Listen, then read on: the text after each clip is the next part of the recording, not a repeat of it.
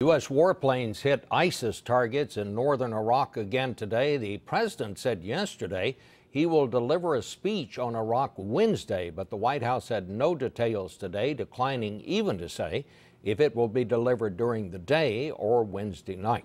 Major Garrett is at the White House and Nancy Cordes is on Capitol Hill. Major, to you first, are you getting any indication of what the president has in mind here?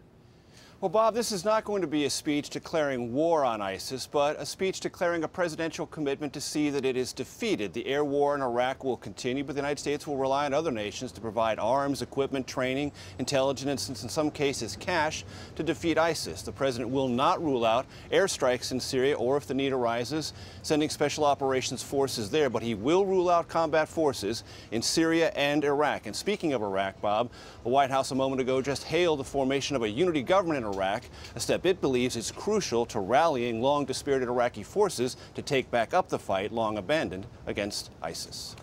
And Nancy Cordes, how's all this going down on Capitol Hill? Well, Bob, lawmakers tell us that the president needs first and foremost to convince the American people in that speech that ISIS poses a threat to U.S. national security, that it's more than just a regional problem. And that's crucial because if Congress has to take a vote at some point in the future on striking ISIS, these lawmakers want to be sure that their constituents are behind them. They also want to be kept in the loop, and that is a concern that the White House is trying to address. We saw the Director of National Intelligence and the CIA director up here on the Hill briefing key lawmakers behind closed doors today, Bob, and they're expected back up here tomorrow.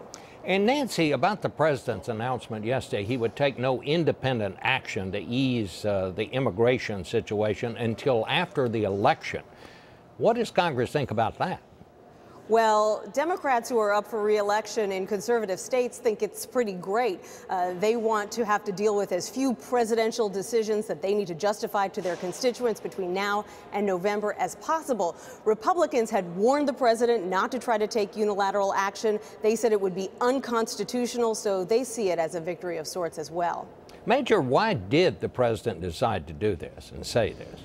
Well, first, it's worth pointing out, Bob, that in so doing, the president ignored the promise he made to take this executive action and the timetable he put forward, saying it would be done at the end of summer. Now, the White House today tried to describe that as an act of courage, but as Nancy just pointed out, many Senate Democrats had pleaded with the White House to delay this action. Now, the White House said today, pushing all this until after the midterm elections will make the president's decisions, whatever they are, more politically viable. That may or may not be true. What we know for a fact is true, Bob, is that Senate Democrats and their fate will not be hanging in the balance waiting for this action. Okay, Nancy and Major.